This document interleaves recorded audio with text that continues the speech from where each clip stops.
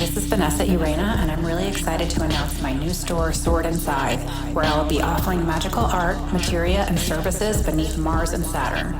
You can visit the store at swordandscythe.com and be sure to sign up for the email list to receive early access to new releases. Speak the charm of nature. There will come a time on the planet Earth when science and technology will be long forgotten. When wizards will rule the world. This is the Arnemancy Podcast. The world is weirder than we know. Join your host, Reverend Eric, and his diverse array of amazing guests in an exploration of tarot, magic, the occult, and the history of Western esotericism. The Arnemancy Podcast exists thanks to the support of generous listeners like you. Please consider supporting this podcast for as little as $1 a month at patreon.com/Arnemancy.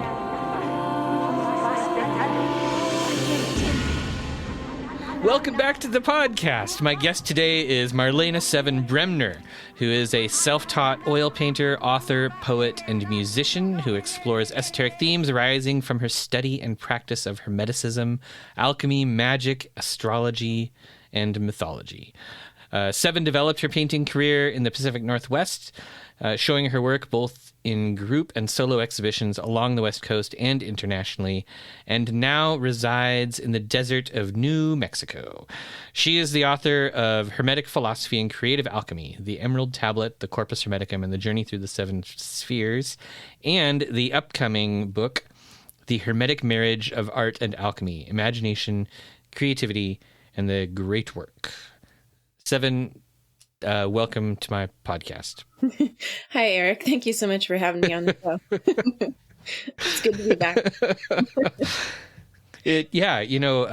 I think the last time I interviewed you was like 5 years ago or something.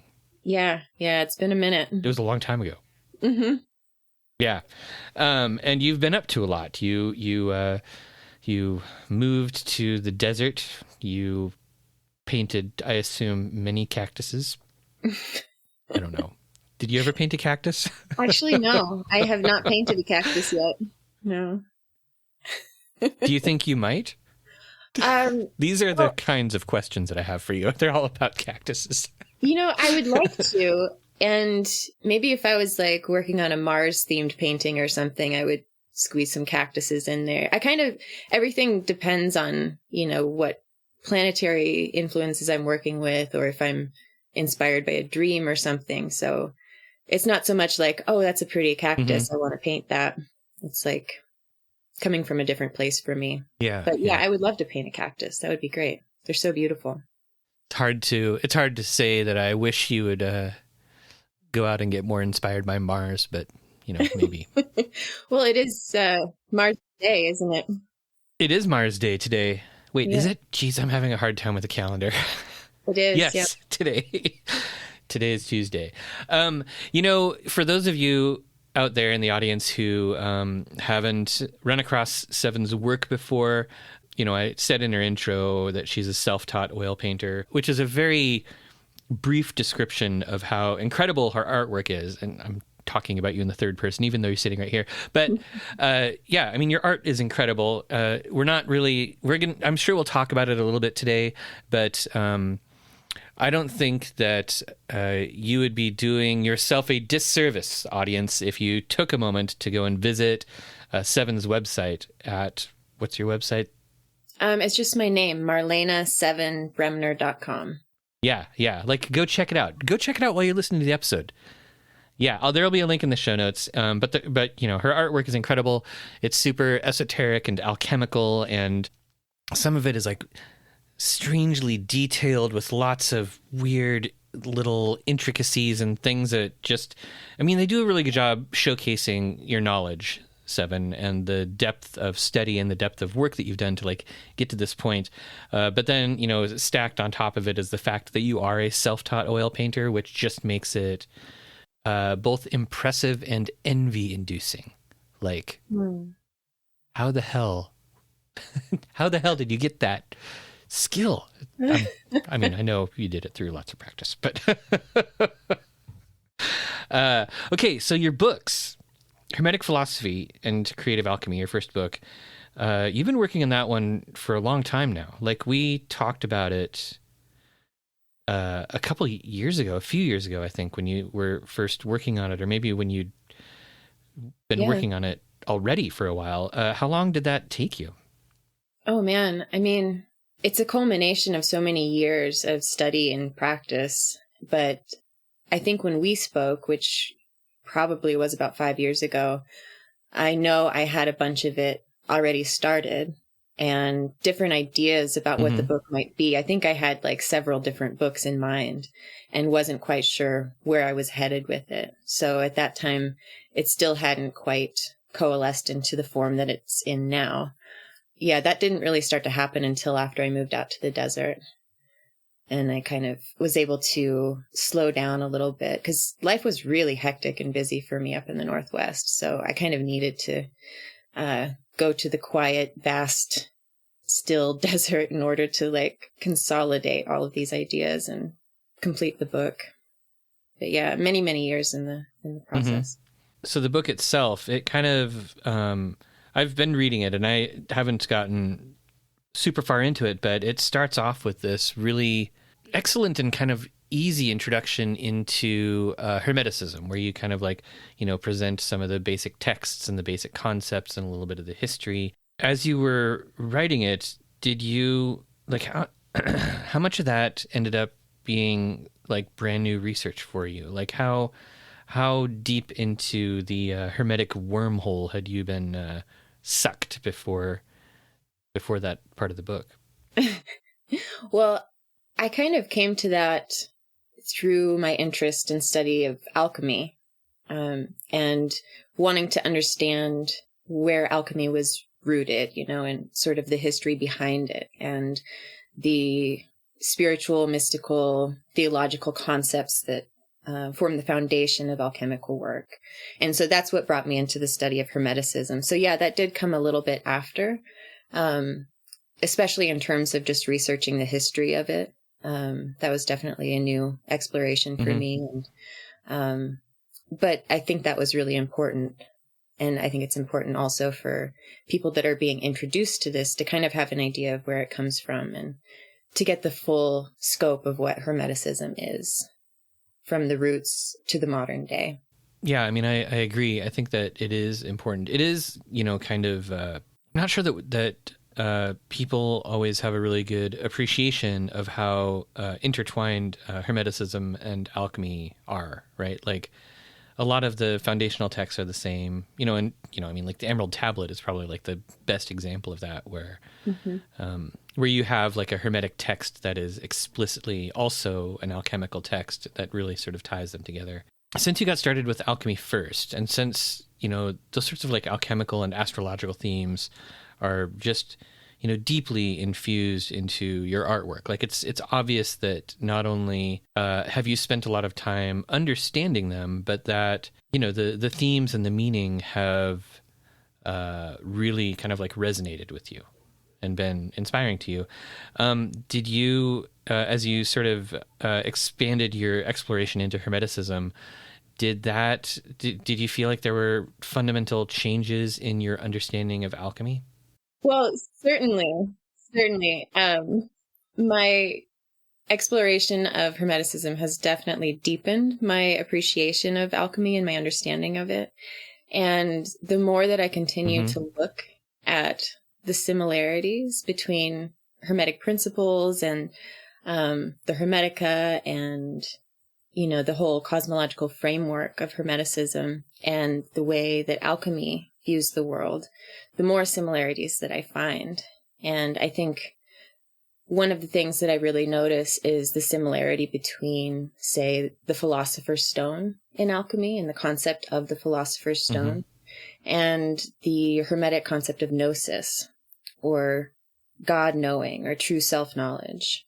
And that these two things are not really that separate. It's just that the alchemists, they took these very spiritual, mystical ideas and they infused them into matter, and so everything was seen through the lens of matter. And so instead of gnosis, this sort of vague concept, you have this physical stone that's, indestructible and impervious to fire. And at the same time, that sort of gnosis and that spiritual knowledge is also indestructible. And it's something that we can carry with us through any flames of transformation that we might be going through. Well, I was just sort of thinking, that point about the Philosopher's Stone is I think super useful, because one of the big challenges with, approaching Hermeticism, especially like the classical stuff, in terms of like trying to eke out some kind of practice, is there isn't a ton of material. The Hermetic is fairly short, the Emerald Tablet's fairly short. Even if you include all of the fragments and stuff, it's tough to kind of like figure out what you're supposed to do or how you're supposed to start. But alchemy does kind of give you, sort of like a physical practice or a physical approach that you can, at least use as a jumping off point. Yeah. Yeah. And I think, people might get turned off by the idea that you need to have like a physical laboratory to engage with alchemy on the physical level.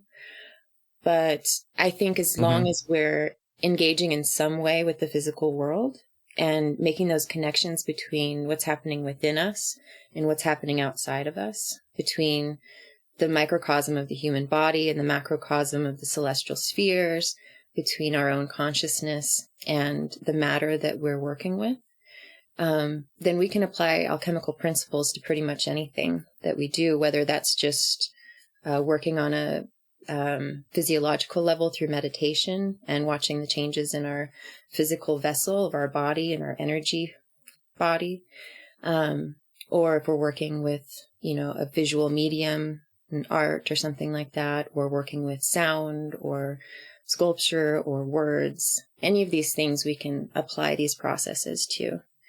And in effect, follow the stages of alchemical transmutation to discover the Philosopher's Stone for ourselves. And it's really the essence of that process is that relationship between spirit and matter.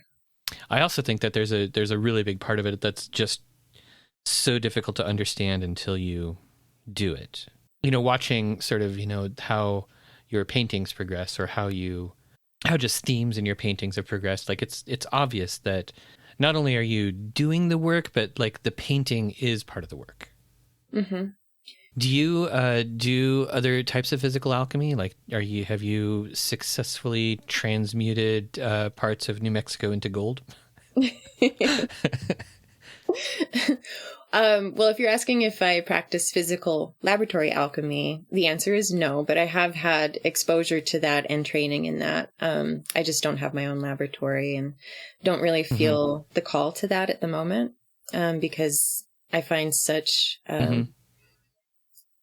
I don't know, I find that painting really helps me to work through these alchemical processes, and that's the medium for me currently. Maybe at some point I'll have a lab. But I do think that understanding the processes of alchemy has helped me to transmute my reality many, many times over, and to take any situation and be able to find the gold within it, the perfection within it. So then the book, okay, so I haven't gotten to the end of the book yet. You do sort of like describe the journey through the seven spheres in the book. Can you maybe tell us a little bit about what the journey entails, or how you or how it manifests for you, how you sort of work with that journey?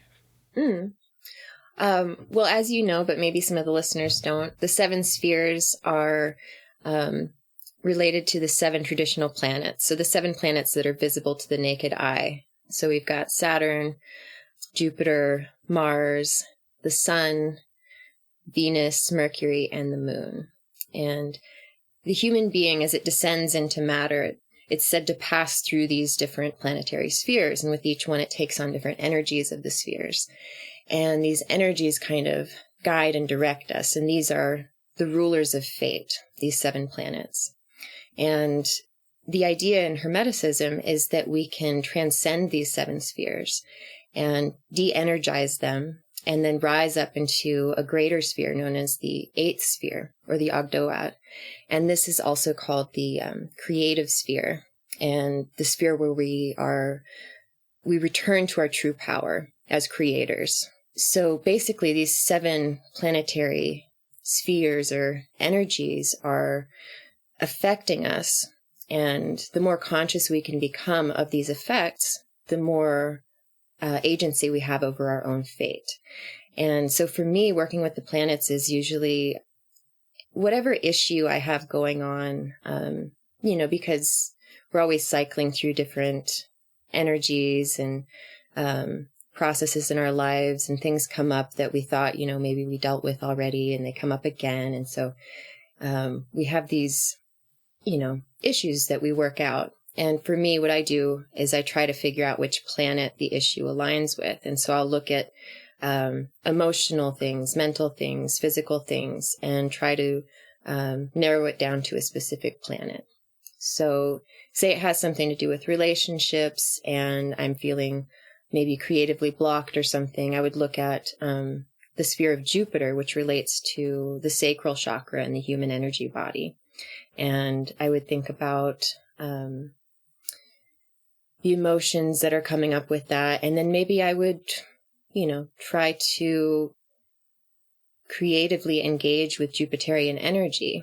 Or maybe I would invoke Jupiterian energy to help me balance out whatever needs to be balanced in my life.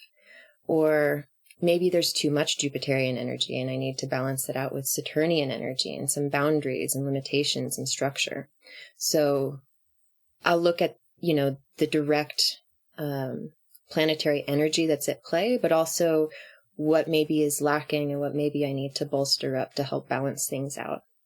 And at the same time that I'm doing this, I'm listening to messages from nature, messages through dreams from the unconscious, and getting as much information on a symbolic level as I can to try and understand the scope and the breadth of what this planetary energy is trying to help me see or trying to help me understand about my reality.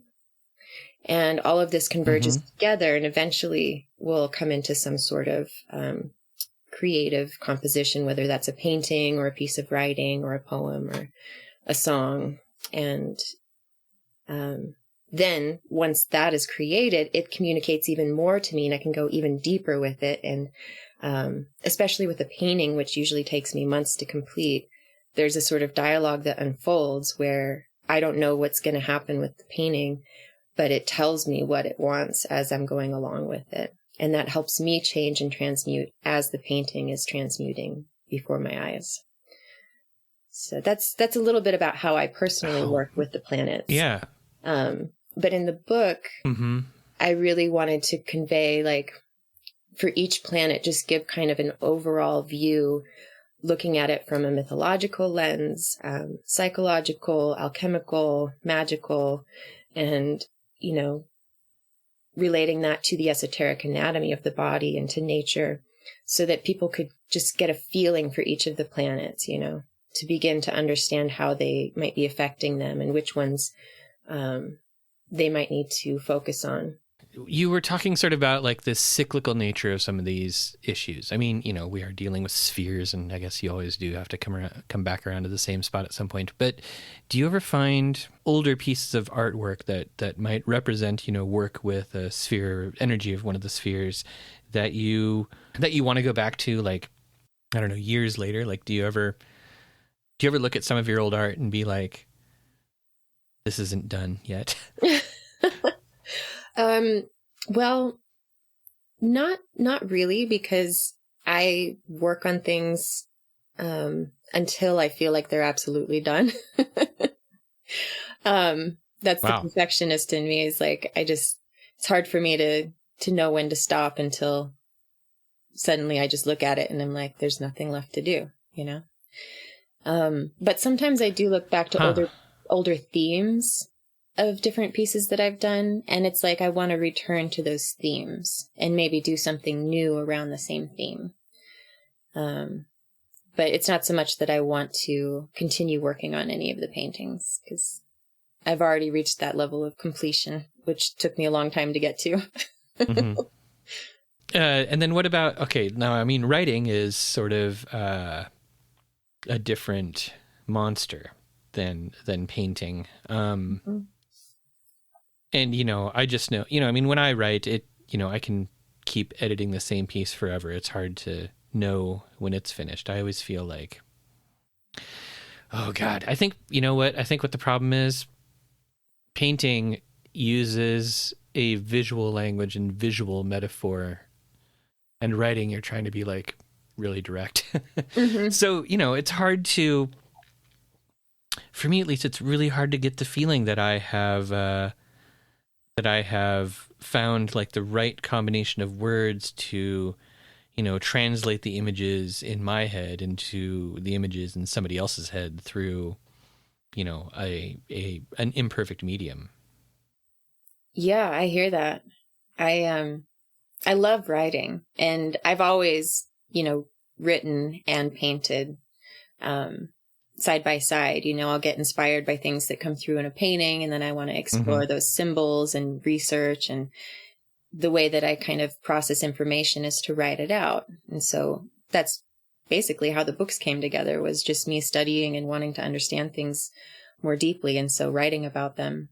But when I was on a deadline for the books, I had to focus solely on writing for the first time. And I couldn't do both anymore. I couldn't Mm-hmm. paint and write. And so I found myself in a completely different world, because like you're saying, it's like things need to make sense when you're writing. Things don't necessarily need to make sense Mm-hmm. when you're painting, you know? I can go really far out there when I'm painting, and my mind doesn't have to be like rooted to this reality, you know? But when you're writing, you're trying to convey ideas in a way that's going to make sense to other people. So you have to be really grounded, in a sense, in this reality, because you're trying to communicate. But at the same time, in a way, to inspiration and influence, you know. So it was a very different process for me than painting. it is almost kind of like the curse of writing, you know. I mean, you can go way out there. You can write poetry, but if you write poetry to teach somebody Hermeticism, you're just going to end up with like an emerald tablet, and everybody's going to argue about it for 2,000 years. Yeah. So, hot on the heels of your first book, the Hermetic Philosophy and Creative Alchemy, you have a second book coming out, the Hermetic Marriage of Art and Alchemy. How did you swing that? How did you get a second book out so quickly? What's going on? Well, the truth is that originally it was supposed to be one book. And when I got the publishing deal, they asked me to break it up into two books. And at first I was like, oh my God, how could I possibly do that? And then I realized pretty quick that it broke very nicely into two separate books. And I'm super happy that they had me do that, because it helped me to kind of explore some things that otherwise I probably wouldn't have space. I wouldn't have had space to explore, you know? Yeah. That's really cool that they, that they had so much faith in what you were doing that they suggested such a thing. Because I do actually remember talking to you, I think before your first deadline, where you were kind of like, oh no, I've got, 1 million words and they only want 200,000 or something like that. Like you had just written so much stuff, and so that's awesome. I haven't had a chance to look at this one at all, but it's coming out this July, right? Yeah. It's being released in July. You can pre-order it now on the Inner Traditions website. And given the title about the Hermetic Marriage of Art and Alchemy, I feel like it's the subject matter must be something that we've just already been talking about. But how do you think it kind of follows on? Like you were sort of saying, like there was more that you wanted to write originally, more that you wanted to explore, that you kind of got to look at more deeply. Like what were some of the topics that you expanded on? Well, so the first book, I was able to focus more on Hermeticism and to go deeper into the history of it than I would have been able to do. And the second book, I was able to spend quite a bit of time exploring art history and looking at specifically 4 different art movements, from Romanticism through Symbolism up to Surrealism, and to kind of look at the ways that the occult has influenced those movements, but also alchemy, and then to look at the ways that different artists have either employed alchemy as metaphor or referred to Hermetic concepts, or even directly expressed alchemical principles through their art or through their life. So that was a really fun exploration for me. And it kind of helped, it set a foundation for the rest of the book, which is exploring the 4 stages of the great work of alchemy.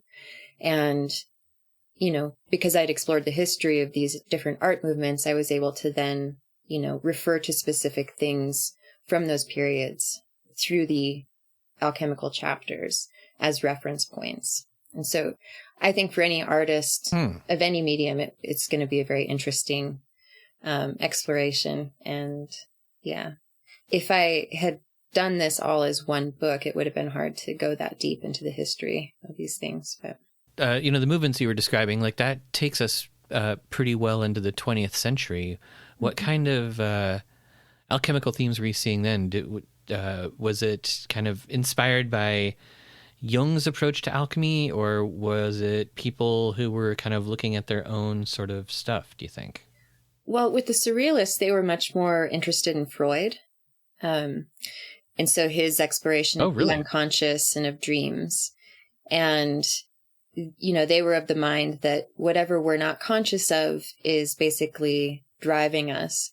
And these unconscious factors and shadow factors are the root cause of, war and aggression in the human species. And so the idea behind like automatism and allowing the unconscious to express itself either in visual or written form with these sort of automatic processes, unfiltered by the rational mind, then we can sort of begin to process these unconscious shadow aspects so that they're not affecting us in negative ways and being projected outward in negative ways. A lot of alchemical influences upon the Surrealists. That's for sure. Do you feel like you may have rediscovered some of their techniques through your own work and through the development of your own work? Definitely. Yeah. I after a while of doing paintings that were very symmetrical and sort of planned out and, well thought out in terms of correspondence and everything, I wanted to allow my own unconscious to express itself in that sort of automatic way. And that was when I started doing spontaneous paintings, where I would just allow the paint to flow freely to form the basic composition of a painting. And then from there, gaze into it and see what forms and faces and figures might arise and what ideas that those would inspire in me. And then, that dialogue would then be, oh, this looks a little bit like the face of a woman. And so, who is the woman? And then I start to do this sort of inner questioning of who's the woman in the painting. And then, messages will come through, from spirit through dreams or in different ways. And then I'll learn more about who the woman is. And then I can add on to that figure. But it's a very wonderful process of self-discovery to allow yourself to create spontaneously like that. Whether you're drawing or writing or painting, the things that come through can be disturbing, but they can also be really illuminating. And even the disturbing things, I think, sometimes need to be allowed to express themselves. Otherwise, they can manifest in other ways. And I think that's really the benefit of that surrealist technique. Yeah.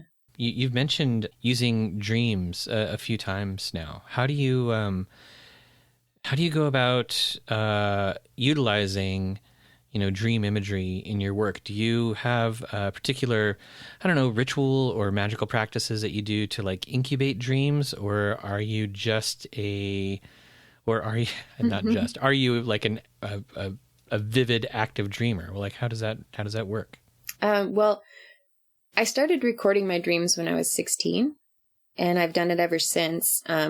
Though I do go through phases where I don't dream as much, and there's different factors that contribute to that. But if I want to cultivate my dreams, if I want to be dreaming more, I focus on proper sleep hygiene, and getting to bed at a good hour. Sometimes it can be helpful to have a disturbance, like sometime in the middle of the night, like around 3 or 4 a.m. And I have a cat, so that works out very well. She's always wanting to go in or out and waking me up. So that takes care of that. But yeah, sometimes when we disturb our sleep and we wake up, that's the time that we'll remember more from our dreams.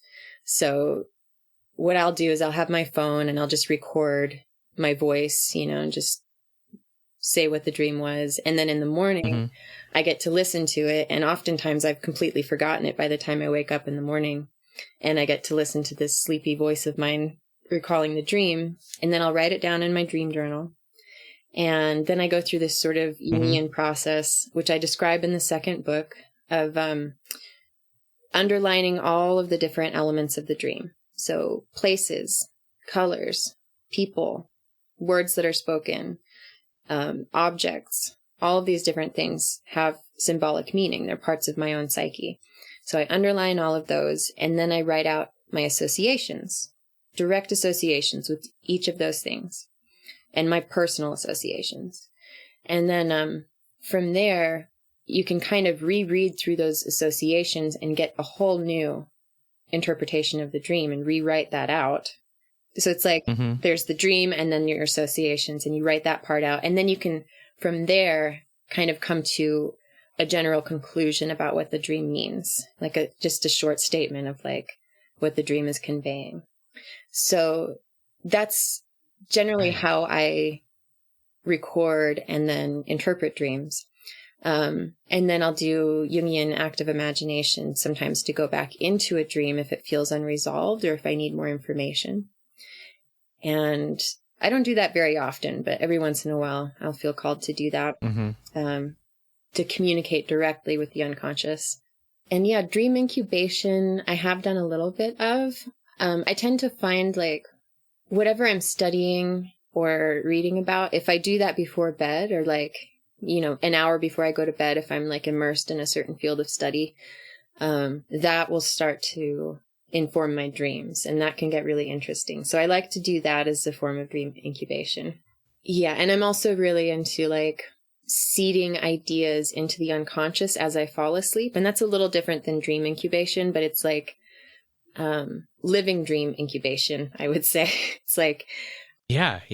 How do you do that? Like, is there a technique that you use that we can try at home?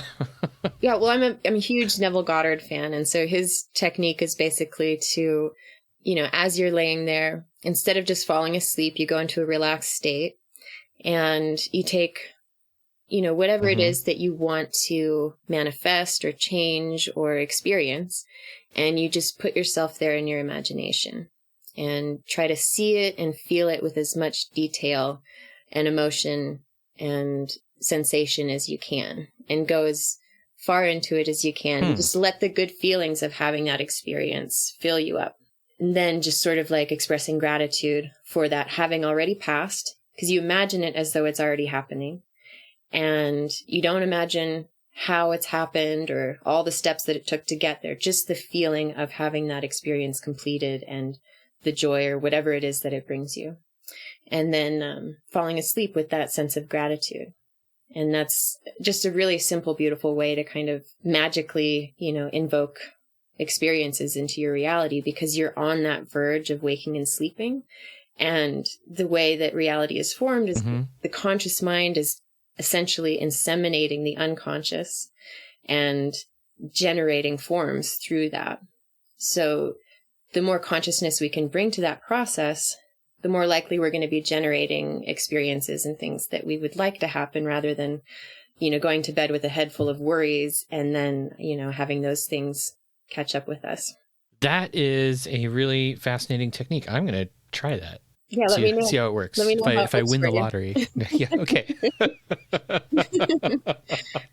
So the thing And this is largely what I talk about in the second book is like, we're doing this all of the time. We're constantly inseminating the unconscious with our desires and our wills. And a lot of times it's not for the best, you know? So the more conscious we can become of our thoughts and the words that we're using when we speak and the ways that we react to things, the more likely we're going to be able to produce positive results from our manifestations, you know? But also, that's where alchemy comes in, because we have so many like deeply held beliefs, core beliefs about how things are supposed to work, how things do work, what we deserve, what we don't deserve, that we need to go through this kind of cleansing, purification, and refinement process on our own internal world, on our thoughts and on our emotions, on our reactivity. And these processes of alchemy can help us transmute those so that we're not constantly like just recycling these old stories and frameworks for how we see the world. Yeah, you know, there's something in here that, you know, in a way it's almost akin to just a basic mindfulness practice. I mean, I guess a basic mindfulness practice would definitely be like a place to start, you know, just having more awareness of not only like your state of mind, but how you are interacting with that state of mind or how you let that develop. Exactly. Yeah. But this is kind of going a little further in being sort of imaginally active in taking over how, you know, your unconscious mind gets started on stuff or gets lodged in uncomfortable places. That's interesting. Yeah, I mean, the observation, the mindfulness is a big part of it. We need to be able to see what's going on if we're going to do anything about it. And being present with that and observing our thoughts, observing what happens within us, and observing our reactivity, that's a huge part of it. It is. You know, there are a lot of books on Hermeticism that have been coming out over the last, 10, 15 years.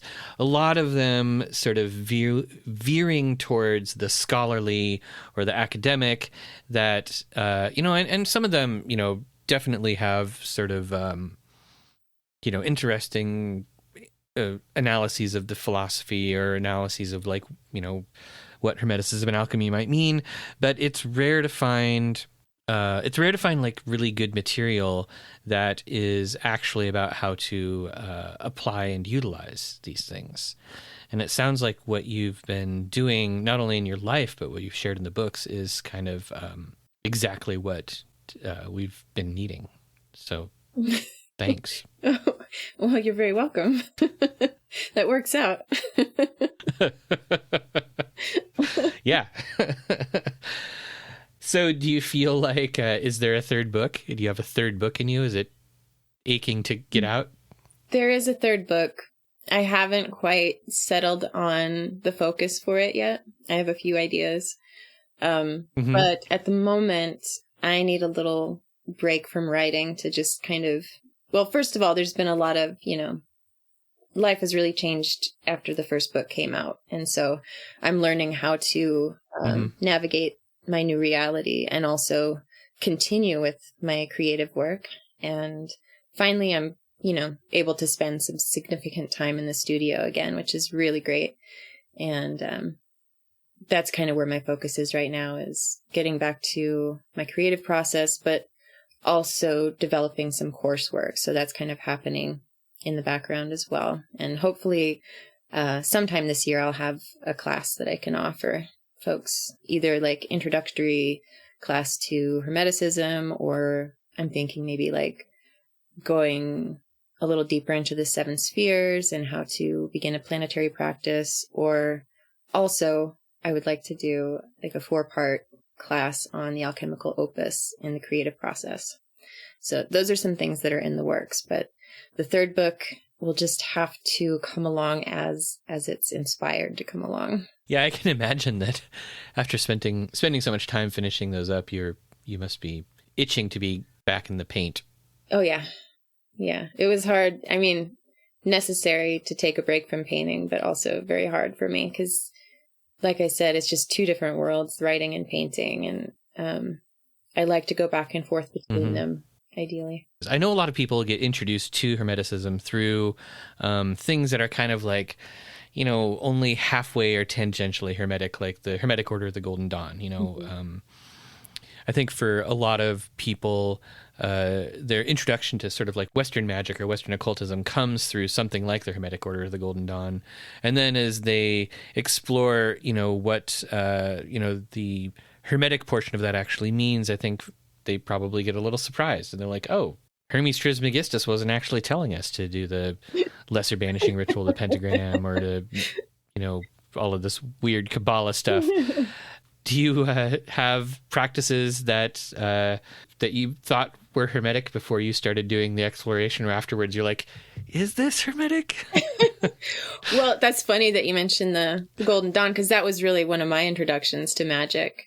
I was working with that book by Israel Rivardi, and it's the same process. It was like, where does this actually come from? Like, when was this written? Like...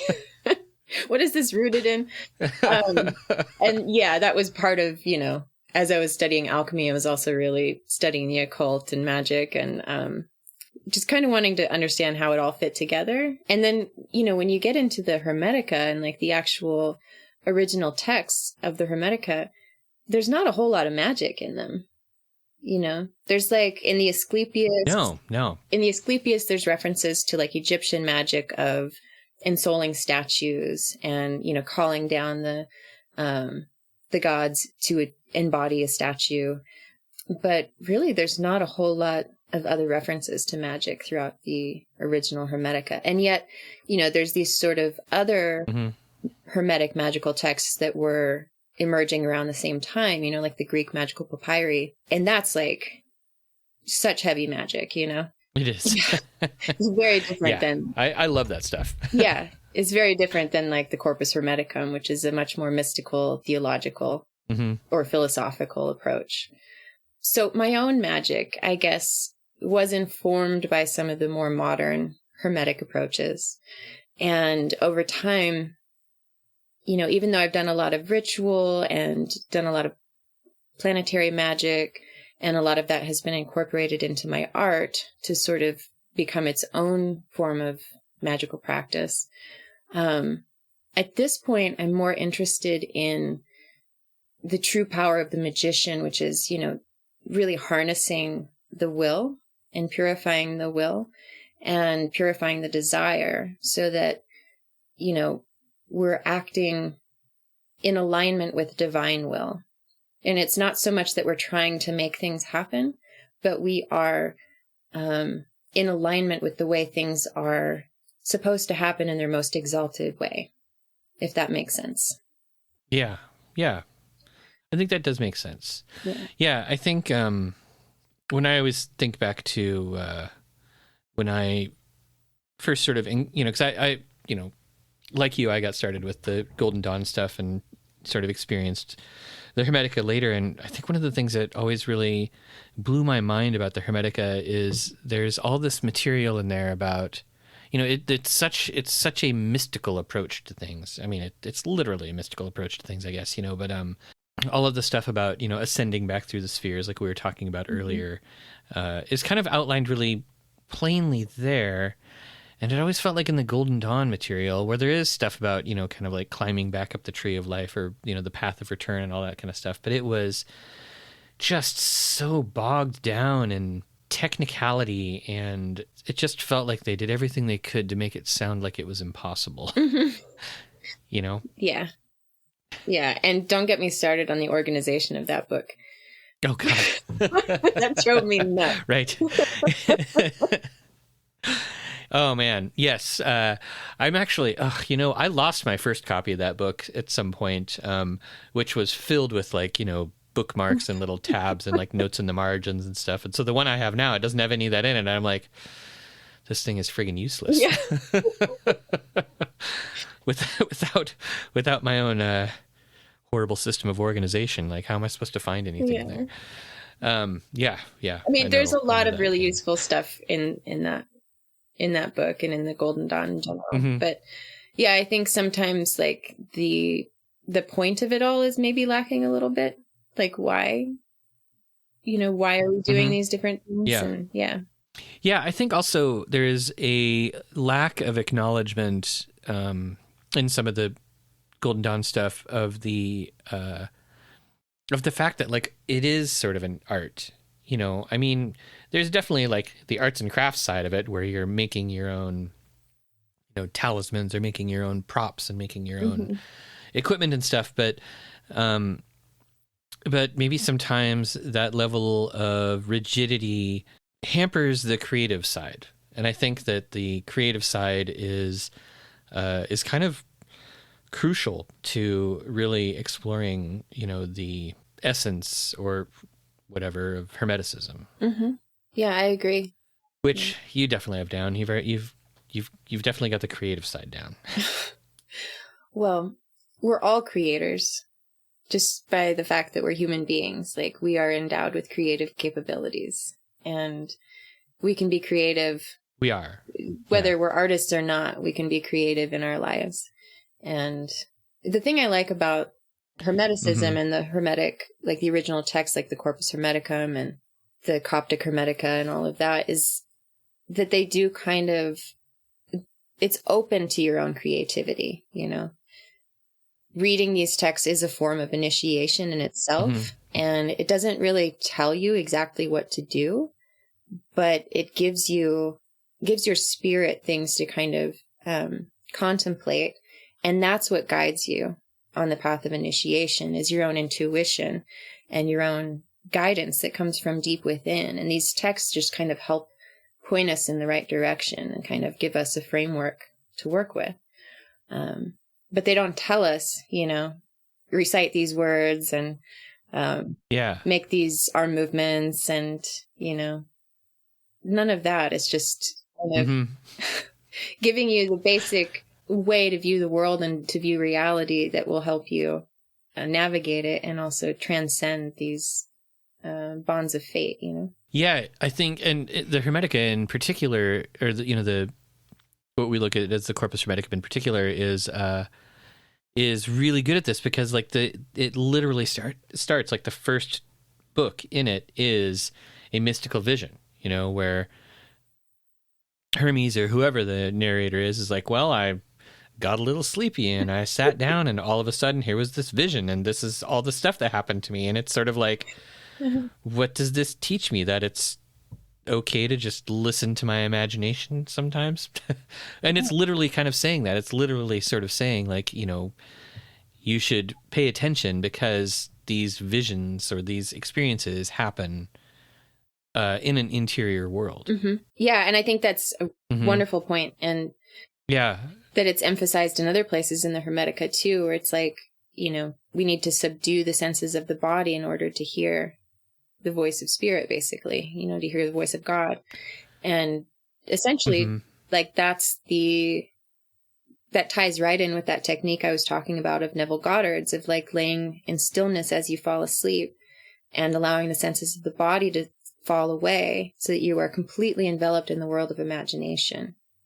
And, we can do this at any time throughout the day, but just that practice of being able to subdue the senses of the body and be in this sort of bodiless state and get in touch with our astral form and the form that we take when we go into the imaginary realm. And to not think of the imaginary realm as just make-believe, but as a real place, like things are really happening there and it's valid. And it's not fantasy, if you're directing it consciously. So that union between the conscious and the unconscious that happens when you're fully awake and aware, but you're allowing the imagination to kind of take you away into new worlds. Like, that's a really beautiful place. And I think the Hermetica do a beautiful job of revealing that and showing that. It makes me think, you said a few minutes ago, about all of us being creators and all of us being creative. We're doing it even if we're not creating physical works of art or physical things at all. The creation happens first in the imagination. And I think we lose track of that a lot. But the fact that the imagination is such a key component to our, interaction with the physical world and our interaction with ourselves and the people around us. Like, we should be more aware of what and how we imagine. Be a little bit more active in there instead of just letting it run its own show sometimes. Yeah, exactly. Yeah, because the imagination can also be a terrible thing. Yes, it can be. Yeah. Yeah, it can be a beast that needs to be wrangled for sure. Mm-hmm. Mm-hmm. All right. Well, so your first book, Hermetic Philosophy and Creative Alchemy, The Emerald Tablet, The Corpus Hermeticum, and The Journey Through the Seven Spheres is available right now. Yes. From Inner Traditions. And then your next book, The Hermetic Marriage of Art and Alchemy, Imagination, Creativity, and the Great Work, which is kind of a part 2, is coming out this July. Yes. So people should keep an eye out for it. Do you want to tell our audience where to find you on the internet so they can go look at your friggin' awesome art? Yeah. Just in case they forgot from the beginning of the episode. Yeah. Well, you can check out my website, which is Marlene7Bremner.com. And there's links to the books on there. There's a page with my entire art gallery, so you can peruse the artwork. And there's also a page for prints that you can buy. And I'm also on social media, so you can find me on Instagram, Twitter, and Facebook if you just type in Marlene Seven Bremner. And I have a Patreon where people can subscribe, and I have a blog that goes back years, and I do these artistic vision posts every time I finish a painting, kind of exploring symbology and my process. And there's other tiers with different rewards, but those start at $1 a month. So that's a good way to engage and support the work if you're interested, and also to be in touch with me. And you can contact me through my website as well. Or through dreams. Yeah, or through dream. Right. All right. Well, thank you very much. And congratulations on the books and stuff. Oh, thank you so much, Eric. It's been a pleasure talking with you. This has been another episode of the Arnemancy Podcast. Thank you for joining me. I have been your host, Reverend Eric. You can find Arnemancy online at arnemancy.com, and you can subscribe to this podcast anywhere podcasts are found. If you like what you hear, please consider supporting the Arnemancy Project for as little as $1 a month at patreon.com/Arnemancy.